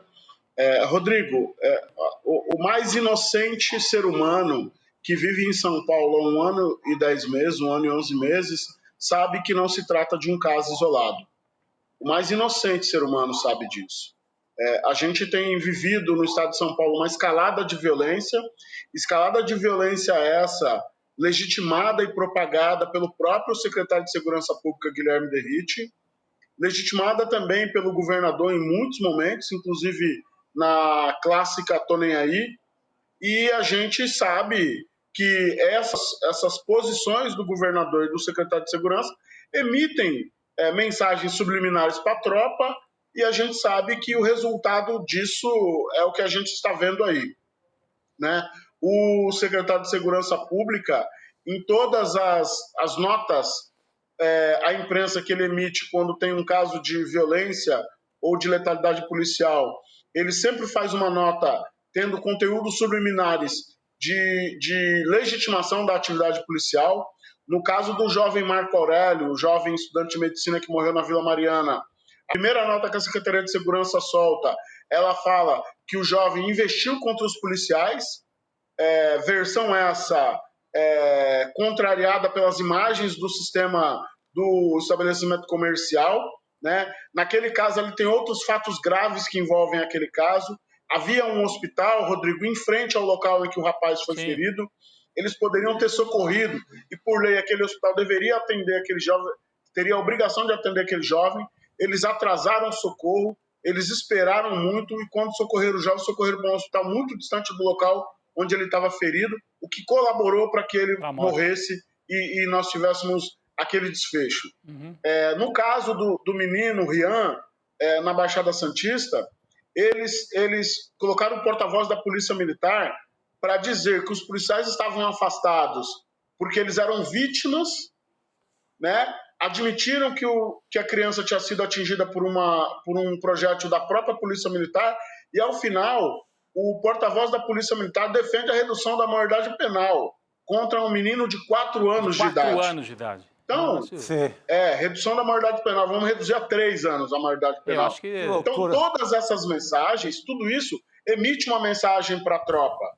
E não adianta vir agora falar em punição exemplar, em falta de honra para vestir a farda e essas coisas, que a gente sabe que o resultado, isso tudo que está acontecendo é resultado de uma política de segurança pública que está sendo implementada no estado de São Paulo, e isso por si só não vai resolver. E a gente sabe que alguns políticos vivem de votos vendendo esse tipo de política pública, né? Mas quando ocorre o mais trágico, que a opinião pública se mobiliza, a sociedade se mobiliza, eles vão lá e falam que estão cortando na carne e colocam os policiais que já são mal pagos, que já são mal treinados, que já são humilhados internamente dentro da tropa, que não têm um atendimento psicológico adequado dentro da tropa e muitas outras questões, como bodes expiatórios, e o cortar na carne sempre é cortar na carne de um praça, de um cabo, de um soldado ou de um sargento. Nunca é de um oficial admitindo a culpa ali por ter dado ordem inadequada. Eu vou passar a palavra para o Chico Sá. Eu só quero trazer aqui, porque a nossa equipe separou algumas das vezes que a gente noticiou aqui no ICL esses supostos casos isolados, né? Só em São Paulo, gente, esse ano. Então, a gente tem aqui as manchetes, olha só. Vídeo flagra PM arremessando homem de ponte em São Paulo. Aluno de medicina morto pela PM sonhava em ser pediatra. Sobrinho de rapper Eduardo Tadeu, do Facção Central, é morto por PM no Oxo. Gestão Tarcísio encerra a operação da PM que resultou em 56 mortes na Baixada Santista. Acho que esse é o caso emblemático. Operação Matança. Aí começa a desgraça toda, né? É isso. Governo Tarcísio denunciado na ONU por letalidade policial na Baixada Santista e número de mortos pela polícia sob Tarcísio tem 7ª alta consecutiva. Queria trazer esse resumo, muito bom. Um excelente balanço para a gente ter a ideia e responder que não tem nada de caso isolado. E doutor Cláudio Silva, eu queria lembrar também que no episódio da morte do menino Rian, tem um acontecimento muito grave, ao meu ver, que é a polícia vai no velório da criança com táticas de intimidação. Essa forma de atuação, foi apurada alguma coisa em relação a isso? Teve alguma providência por parte do governador Tarcísio? Boa noite, Chico. Obrigado pela pergunta. Eu estava no velório do menino Rian. Eles compareceram ao velório. Eles tentaram posicionar uma viatura para impedir o cortejo de subir o morro. Cortejo esse que já tinha sido pago pela dona Beatriz, a mãe da criança. E eles colocaram viaturas no meio do cortejo, atrapalhando o cortejo. Teve um momento que eles seguraram todo o cortejo com uma viatura do batalhão de choque. E nas mediações do cemitério, muitas viaturas no entorno do cemitério e 2 viaturas dentro do cemitério para intimidar os familiares, as testemunhas e os amigos. Boa parte desses amigos, crianças, algo em torno de 70, 80 crianças que eram coleguinhas do pequeno Rian no cemitério. Da nossa parte, nós fizemos um relatório disso tudo, encaminhamos para o ministro Luiz Roberto Barroso, que é o ministro que está tocando o processo sobre câmaras corporais e operações policiais no Supremo Tribunal Federal. Exigimos que o ministro pedisse ao governador que em operações policiais, especialmente na Baixada Santista, as tropas usem câmeras corporais. E também informamos o comandante-geral e a corregedoria da polícia sobre tudo que ocorreu naquele caso. Até o momento, nós não temos nenhuma devolutiva da polícia, nem do próprio ministro Barroso, mas em razão do caso também do Marco Aurélio, consequentemente, nós entramos com uma medida solicitando investigação da responsabilidade do governador e do secretário de Segurança Pública para o Procurador-Geral de Justiça, porque, na nossa opinião, é chegado o momento de responsabilizarmos o governador e o secretário de Segurança Pública, porque, afinal de contas, a segurança pública no nosso estado está um caos. Obrigado. Quero muito agradecer aqui a sua presença, ouvidor. Um prazer te receber aqui no ICL Notícias, segunda edição. Seja sempre muito bem-vindo e um bom trabalho. E os nossos colegas aqui, ouvidor, elogiando a coragem, né? Pessoal também, porque a gente sabe que não é fácil. É um cargo, é uma instituição e tudo, mas tem que ter coragem pessoal para fazer isso que o ouvidor faz, né? Já passaram outros ouvidores importantes por esse cargo também, mas ele cumpre muito bem a tarefa dele com as condições que tem, né, para fazer as denúncias aí. Parabéns. É isso. Obrigado. Cláudio Aparecido da Silva, muito obrigada. Rodrigo, um abraço. Um abraço, até uma próxima. Abraço, boa noite. É fundamental aqui, né? Acho que ele, Demore, falaram a respeito disso, né? Sobre as reformas que precisam ser feitas dentro da polícia, né? Para que a violência não seja legitimada. É muito difícil quando a gente tem um secretário que se posiciona dessa forma, um governador que age dessa forma, né? Que não só incentiva, na verdade, que esses casos continuem acontecendo. Então, eu acho fundamental aqui. Isoladamente, eu até, Chico, um dia, vou contar aqui rapidamente, porque a gente está com o tempo super apertado. Por favor. Mas eu fui parada por um agente da Polícia Militar que disse que assiste ao ICL. E ele disse, olha, muitas vezes a gente tem que atuar de maneiras, enfim, nem sempre a sociedade conhece quais são os procedimentos que a gente tem que fazer, mas eu estou lá dentro e eu vejo e eu tento conversar, é realmente incutido na cabeça das pessoas. Na formação, né? Na formação. E principalmente a orientação política. Quando tem a primeira grande operação no seu governo e você diz que nem ONU, nem tribunal, nem ninguém, não estou nem aí, você autoriza, sabe? Mas eu acho que o mais grave é o que o Rodrigo trouxe, e isso é uma grande questão para a gente debater durante muito tempo, até quando a sociedade vai aceitar isso. Tem um verso do Caetano Veloso naquela música Haiti, que ele fala ainda do Carandiru, do silêncio sorridente de São Paulo diante da chacina. Sim. Como se houvesse um aplauso da cidade ali na moita. E houve mesmo, a gente sabe que as pesquisas mostraram isso. Mas até quando, agora, você vendo, vai poder empurrar a pessoa da ponte, vai poder atirar num garoto negro num supermercado de esquina? Que é tanto que o rapper do Facção Central, o Eduardo Tadeu, que é tio do garoto, fala que legítima defesa do racismo. Porque a polícia quis alegar que era legítima defesa da honra. Legítima defesa do racismo. Então, até que ponto a sociedade vai aplaudir e achar que isso é bom para dar voto? E até que ponto isso vai ser moeda eleitoral? Matar preto e pobre na periferia do Brasil. É matança de boca de urna, muitas vezes. Exatamente. Matança de boca de urna. O Tarcísio, que, aliás, ele se elege, das histórias da campanha dele, é mal explicado até agora, que é a morte em Paraisópolis. Começa antes de tomar posse. Ele já apresenta as suas credenciais ali. Então, bem lembrado. O aplauso da sociedade em relação a isso é que incomoda mais, tanto quanto a polícia fazer isso. E claro que a gente está falando da Polícia de São Paulo, que é muito violenta, né? E que precisa... Mas a gente também... É um problema de ordem nacional, é um descontrole das polícias de maneira geral. A gente teve até um caso na Bahia agora. Agora, a gente tem outros assuntos a tratar também aqui, importantes, né? A respeito do pacote fiscal do governo também. Causou uma reação no mercado, a gente já falou muito a respeito disso aqui, mas agora também no Congresso, né? O presidente da Câmara, Arthur Lira, incluiu na pauta de hoje a votação que vai definir se entram em regime de urgência algumas das medidas desse pacote, né? São várias.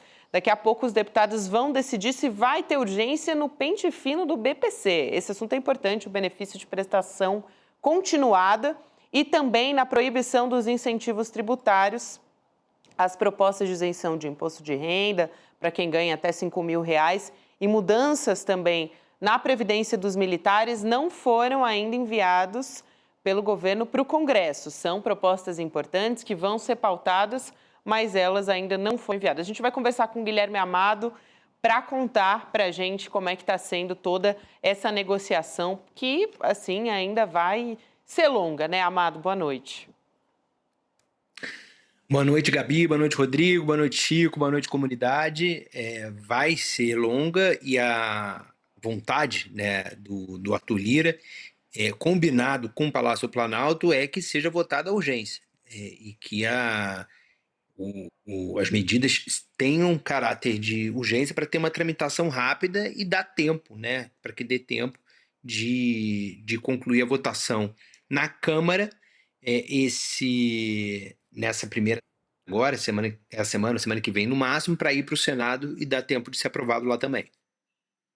Muito bem, a gente continua acompanhando também.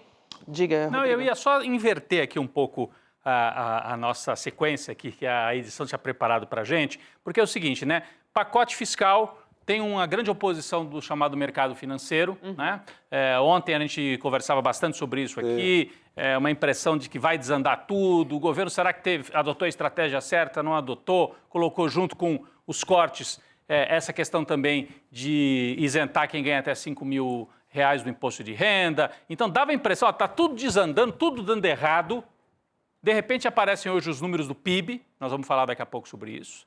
E aparecem também algumas falas, Guilherme Amado, de gente ligada mais à produção, à indústria tradicional, à indústria de máquinas, dizendo que, olha, parece que está indo bem. Então, você tem uma divisão no meio empresarial, porque parece que no Brasil só tem mercado financeiro, mas tem indústria ainda, né? Tem agronegócio e tem indústria, né? Então, o presidente da ABIMAQ, Associação Brasileira da Indústria de Máquinas e Equipamentos, José Veloso, diz que a reação do mercado financeiro ao ajuste fiscal é exagerada. Nós temos aqui um trecho do que ele disse numa entrevista, eu acho importante trazer para mostrar que começa a haver reação, não sei se é organizada em parte pelo próprio governo, né? Pedir para os seus apoiadores falarem, mas nesse caso é um empresário, né?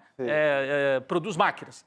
Acho que podemos colocar aqui na tela a fala para dizer que é exagerada a reação do mercado financeiro. Temos aí a fala do... De qualquer forma, a gente tem aqui, eles fizeram, né, uma arte, né, uma imagem, olha aí, só. Ó, tá aqui, ó, olha isso assim, exatamente. José Veloso, Rodrigo. Ele diz assim, ó, quando você vê movimentos bruscos de bolsa e dólar, é preciso ter calma para analisar. Essa movimentação especulativa não é um bom termômetro, porque tem alguém que vai ganhar dinheiro com isso. Acredito que o pacote de corte de gastos, vai no caminho certo. O importante é que atinja o objetivo, porque a coisa mais importante que tem em economia hoje no Brasil é reverter a curva longa de juros, Sim. porque ele é da indústria. Aí um representante de quem dá emprego, de quem produz alguma coisa no país. Quem produz, a indústria de máquina. Não é de quem mexe só com a especulação. Exatamente. É bem diferente, né? Então eu queria pedir para o Guilherme Amado, que acompanha bastante as movimentações do Congresso, né? E o Congresso, em parte, reflete esse mal-estar do mercado financeiro. Como é que está esse jogo? Está muito desfavorável ao Haddad, à equipe econômica, ou não é tanto assim? Como é que você avalia, até à luz dessa declaração aí do presidente num setor importante da economia, né? Rodrigo, assim, como você tem um noticiário majoritariamente alinhado com o mercado, né? As grandes empresas de mídia têm, na sua maioria, uma visão semelhante ao mercado, a gente acaba tendo, por parte desses jornais, das TVs, você tem mais críticos falando sobre o pacote de corte do que defensores, né? Eles claramente não ouvem na mesma proporção. E aí, quando a gente vê falas como do José Veloso da BIMAC ou do Henrique Meirelles, que é uma voz insuspeita nesse momento para se falar disso, porque a gente sabe que o Henrique Meirelles reza numa cartilha mais liberal do que a do Fernando Haddad, mas o Meirelles deu uma entrevista para o UOL em que ele disse que ele começa falando isso, o mais importante é o número de crescimento e geração de empregos, e esses dois indicadores estão muito positivos, né? E depois continua com a análise dele, que em muitos aspectos é crítica sim, ao governo e fala sobre a necessidade na visão dele, de ter mais cortes e tal. Mas só a entrada do assunto, a forma como a embocadura do Henrique Meirelles para tratar do assunto já mostra como que essa discussão está sendo desvirtuada, né? Você tem indicadores bons na economia, na sua maioria, mas os defensores dos cortes, de uma maneira diferente de como o governo está fazendo, dão mais voz a quem faz as críticas. A fala do Veloso traduz quem produz, como o Chico falou, né? E essa turma ela precisa de juros mais baixos, porque ela precisa melhorar o consumo para alavancar mais a produção. Não é uma lógica rentista, né? São cabeças diferentes. E então eu acho que é muito importante que a gente dê voz a essas pessoas e ouça mais pessoas, mais atores da produção, para saber o que eles acharam nos cortes. Exatamente. A gente teve essa entrevista do Meirelles, está até em destaque aqui, né? Ex-presidente do Banco Central diz: o desempenho da economia é bom. O Chico Sá comentou aqui no começo. Na abertura não, porque eu achei engraçado a forma que o Meirelles entra ele é perguntado assim para responder. Aquela hora que o jornalista dá uma provocada querendo uma resposta X, né? Então a apresentadora pergunta: não está um desastre? Ele fala: não. Não. Ele quebra o clima do que se pretendia da voz dele, né? Ainda mais num dia com PIB, né? Exato, né? A gente teve tudo isso em meio, né? A gente teve o anúncio do pacote fiscal, a gente teve a reação do mercado e hoje o IBGE divulgou um crescimento de 0,9% do PIB, né, no terceiro trimestre. Esse é o 13º resultado positivo consecutivo, tá, Rodrigo? Então, a gente tem aqui o resultado dos últimos 7 trimestres, desde o começo do governo Lula para cá. Olha só, a gente está vendo aí as imagens, primeiro trimestre até agora, né? Até 2024, desde o primeiro trimestre lá em 2023. Você vê que agora a gente teve 0,9%, né? Como eu disse, esse é o dado mais recente que a gente tem. É igual ao da China, esse de 0,9%, viu, gente? No G20, é interessante essa informação, o Brasil ficou atrás só do México, que cresceu 1,1%, e Indonésia, 1,5%. Aí a manchete também, PIB Brasil cresce tanto quanto a China no terceiro trimestre, só fica atrás da Indonésia e do México no G20. Essa informação que a gente tem, até o presidente Lula foi para as redes sociais e tal, né, comemorar o resultado.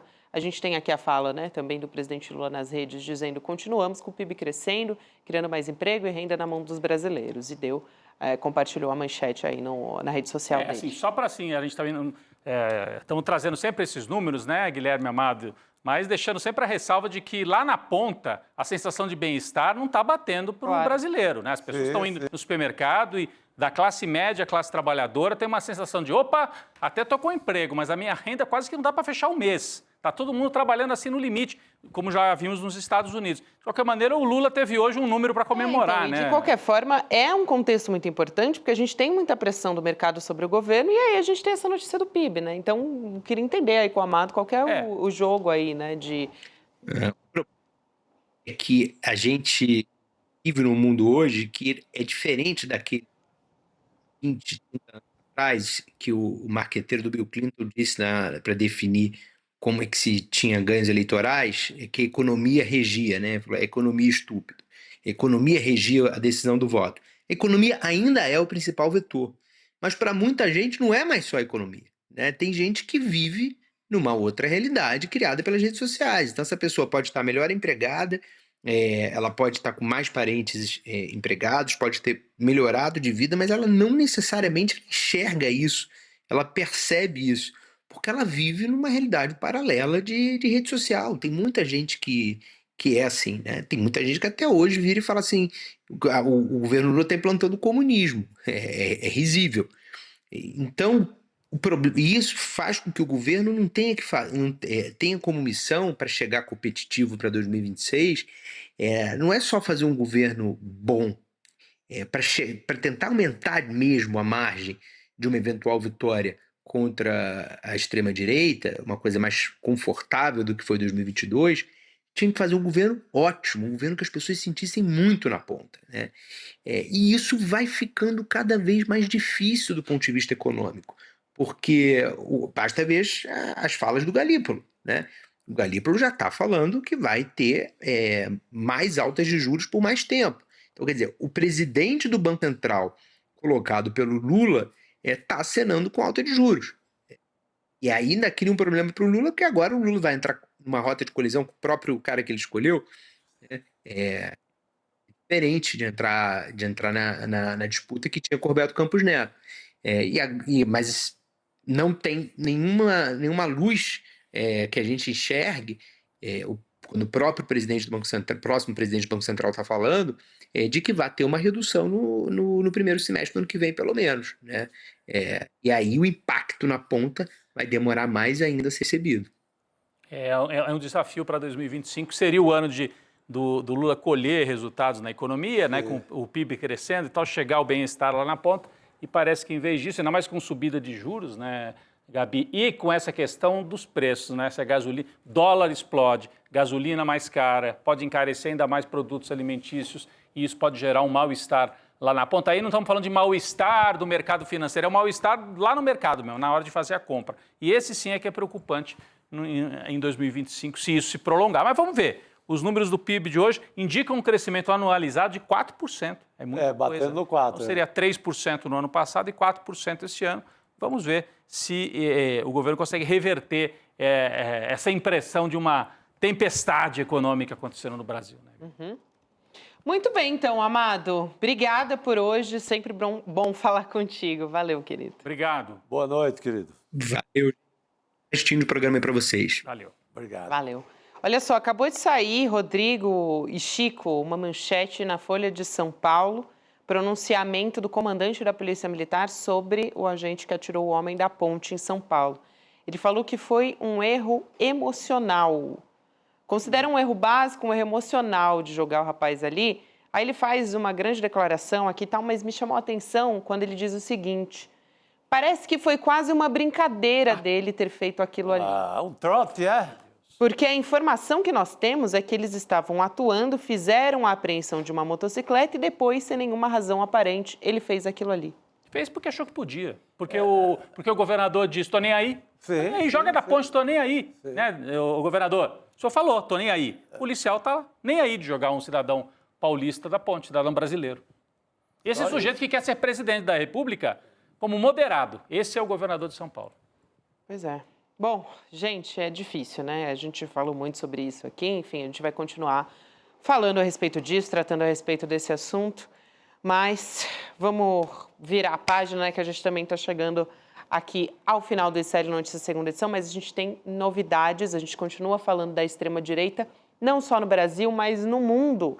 Heloísa Vilela vai estrear uma série aqui no ICL. Se é a Heloísa Vilela que está fazendo. Nossa Senhora. Só pode ser coisa boa. Oh, pelo amor de Deus. Então, a gente traz aqui, a gente fez a cobertura aqui no ICL Notícias sobre a eleição do Donald Trump nos Estados Unidos e o que isso significa para o cenário político no mundo. A série que vai ser lançada aqui no ICL, original, se chama Ameaça Global, os perigos da nova era Trump. Vão ser 3 episódios conduzidos pela Elo Vilela. Ela gravou materiais lá nos Estados Unidos, entrevistou especialistas, analistas, fez grandes entrevistas e o resultado você vai conferir aqui. E a gente vai ter tudo isso gratuitamente, claro, mas a gente vai ter a estreia, uma exibição no dia 10 de dezembro, terça-feira, a partir das 8 horas da noite. Vamos dar uma olhadinha no trailer? Vamos assistir. Democrats said, please don't call them animals, they're humans. I said, no, they're not humans, they're animals.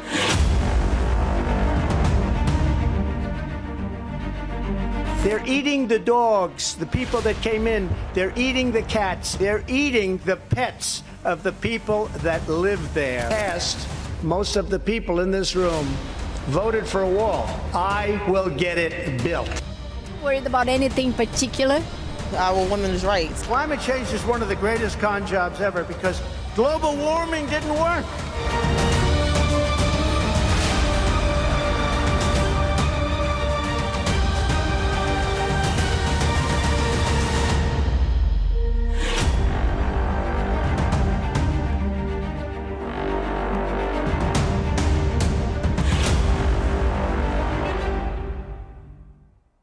Então, 8 horas da noite, gente, do dia 10 de dezembro, terça-feira, um debate ao vivo entre Elo Vilela, Edu Moreira, João César de Castro Rocha e também o professor James Green para a estreia da nossa série de 3 episódios. Vale muito a pena acompanhar. Para você acompanhar a estreia, vai lá em icln2.com.br para garantir a vaga, gente, porque o negócio... Vocês viram aí o trailer, né? O professor James Green, que é nascido nos Estados Unidos e está há muitos anos no Brasil, né? Então conhece bem os dois lados, conhece bem a extrema-direita dos Estados Unidos, como a Heloísa Vilela, que morou lá por mais de 30 anos, né? Então, voltou agora no clima da eleição e fez esse belo documentário. Isso aí. Elo, gente, ela é multitarefa. Você acha que ela vai para os Estados Unidos só cobrir eleição? Não, senhor. Nada disso. Já traz um documentário debaixo do braço. Já traz um documentário debaixo do braço. Isso aí, Rodrigo. A gente tem agora Espiritualidade na Ação, que você acompanha a partir de agora com Frei Davi. O tema hoje é saúde mental e espiritualidade. E o convidado é o Ed René Kivitz. Obrigada, você que ficou com a gente até aqui nessa terça-feira. Amanhã estamos de volta a partir das 7 horas da manhã com o noticiário. Obrigada, Chico Sá, Rodrigo Viana e a todos que nos acompanharam. Até amanhã. É quase inacreditável que os eleitores dos Estados Unidos tenham escolhido um novo presidente que é um homem declaradamente machista, racista e condenado em 34 acusações. A reeleição de Donald Trump é um golpe duríssimo no que a gente entende como democracia no mundo moderno. Para entender esse futuro incerto, o ICL lançou uma nova série original, Ameaça Global, os perigos da nova era Trump. Vem participar do lançamento oficial com a exibição do primeiro capítulo da série no dia 10 de dezembro, às 8 horas da noite. Eu estarei lá ao vivo com Eduardo Moreira e outros convidados para um debate essencial para a gente entender o que está acontecendo. Então, clica lá em Saiba Mais e se inscreva para participar.